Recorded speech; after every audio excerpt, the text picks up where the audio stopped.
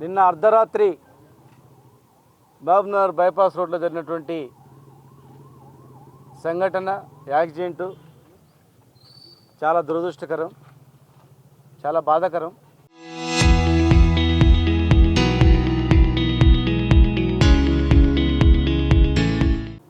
దాదాపు ఇప్పటికే 5 మంది చనిపోయారు.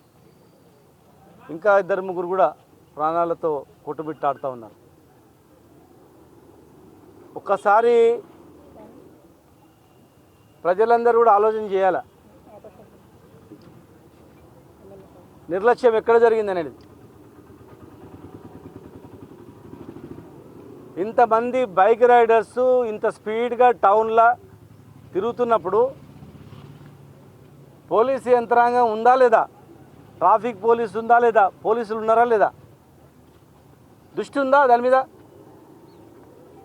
అసలు తెలంగాణ పోలీసు అంటే రాష్ట్రంలో పెద్ద నెంబర్ 1 పేరు ప్రతిష్టలు ఉండేది. 2.5 సంవత్సరాల్లో భ్రష్టు పట్టిపోయిందంతా.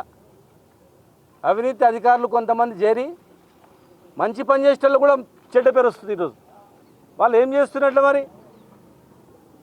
ఇసుక లారీల మీద ఉన్న శ్రద్ధ, భూముల సెటిల్మెంట్ల మీద ఉన్న శ్రద్ధ, వాళ్ళ మీద వీళ్ళ మీద పడి పీక తినడం తప్ప ప్రజల ప్రాణాలు పోతాయి, ఏం జరుగుతుందనేది కనీసం దృష్టి ఉందా?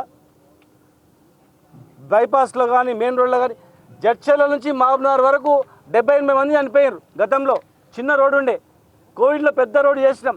రోడ్లు వెడల్పు, డివైడర్లు, లైటింగు ఇంత అద్భుతంగా నిర్మించి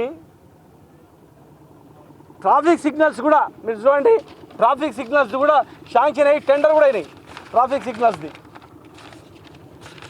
టెండర్ అయిపోయింది, అక్కడక్కడ పోల్లు పెట్టిండ్రు అంతే. ఎలక్షన్ కన్నా ముందు స్టార్ట్ చేసినాం.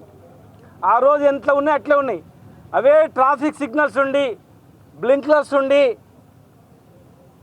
పకడ్బందీగా పోలీస్ వ్యవస్థ పనిచేస్తుంటే, సీసీ కెమెరాలు పెట్టి పనిచేసింటే ఇమ్మీడియట్గా ట్రాక్ చేసేవాళ్ళు, నియంత్రించేవాళ్ళు కదా.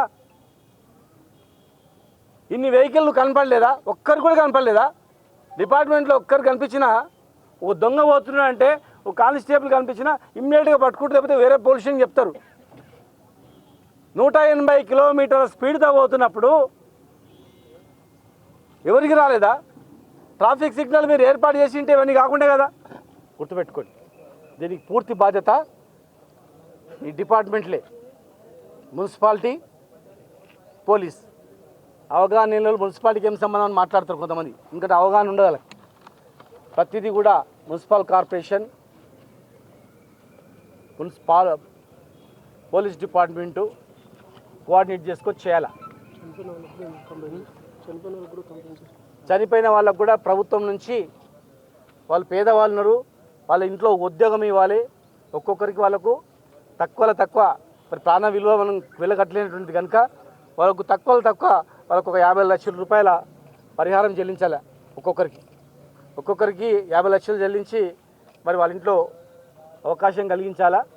ఇక్కడ యాక్సిడెంట్ అయితే అర్ధరాత్రి వేరే జడ్చర్ల నుంచి ఒక 2-3 సీఐలు వచ్చిరట. వాళ్ళ తరఫున ఏం చేయడానికి వచ్చిండ్రు? పైసలు ఇచ్చి మేనేజ్ చేయడానికి వచ్చిండ్రా, దందా చేయడానికి వచ్చిండ్రా? కొంతమంది లీడర్లు కూడా ఫోన్ చేసిరట, మేము మాట్లాడతాం మీరు పోయి కలుపుకోండి అని. మరి ఎన్ని కోట్లు ఇచ్చి మేనేజ్ చేయాలని చూస్తుండ్రు? అవతల వాళ్ళు అంతమంది కోటీశ్వర్లా, ₹1 కోటి డిమాండ్ అడిగిందంట. ₹1 కోటి పెడితే మామూలు కేసు పెడతాం. పుకార్లు వినిపిస్తున్నాయి అవన్నీ. మరి లేదని మీరు నిరూపించుకోవాలంటే అందరినీ, ఎవరైతే రైడ్ చేసి అందరిని పట్టుకురండి, అందరి మీద కేసు పెట్టండి. పాపం అందులో కూడా చనిపోయిన వాళ్ళు ఉన్నారు, దురదృష్టకరం. మరి బాధ్యులైనపై యాక్షన్ తీసుకోవాలని చెప్పి మేము డిమాండ్ చేస్తా ఉన్నాం. ముఖ్యంగా మహిళలకు భద్రత లేదు. పట్టపగలు కుకట్పల్లిలో ఒక అమ్మాయిని, చిన్న అమ్మాయిని చంపేసి దొంగతనం చేసారు. ఇంకొక రేప్ చేసి పారిపోయారు. ఇంకొక సంఘటనలో అమ్మాయిని కిడ్నాప్ చేసుకొని పోయారు. ఇవాళ చూడండి, ఒక అమ్మాయి, ఒక బాధ్యత గల కేంద్ర మంత్రి ఉన్నారు, మరి బండి సంజయ్ గారు మంత్రిగా ఉన్నారు. కొడుకును అదుపులో పెట్టుకోవాలి, క్రమశిక్షణతో పెంచాలి, తప్పు చేస్తే దండించాలి. కాలేజీలో ర్యాగింగ్ చేసి కొట్టినప్పుడే ఇది పద్ధతి కాదంటే బాధ్యతగా పెరిగేది. కానీ కొడుకును గాలికి వదిలిపెట్టిండు. ఒక అమ్మాయి జీవితంతో చిలగాట మాడిండు. ఒక అమ్మాయి ఈరోజు సస్తదో బత్తో తెలియదుగా పరుగు పోయింది తల్లిదండ్రులది. కేసు పెడితే కేసు తీసుకుంటూ లేరు. ఆమె కేసు పెడితే పోలీసులు ఆపినరు. నువ్వు కేసు పెట్టి అక్కడ పోయి ఈమెకైనా ముందు నువ్వు పెట్టాలని. ఈడ కూడా జరుగుతుంది అట్లా, ఇక్కడ కూడా జరుగుతుంది. అంటే మొత్తం అవినీతి అధికారులు చేరి మంచి పని చేసిన గ్రూప్ లైన్లో పడేసి అక్కడ కేసు పెట్టించారు. ఆయన హిందువులను ముస్లింలను వేరు చేసి రెచ్చగొట్టడం తప్ప రాష్ట్రానికి ఏమైనా చేసిండంటే ఏం లేదు. ఇలా బాధ్యత లేకుండా మాట్లాడి బాధ్యత లేకుండా కేసీఆర్ గారిని తిట్టడం, లేనిపోని పిచ్చి మాట్లాడి కేటీఆర్ మీద అనడం, అబాండ లేయడం తప్ప ఏం లేదు.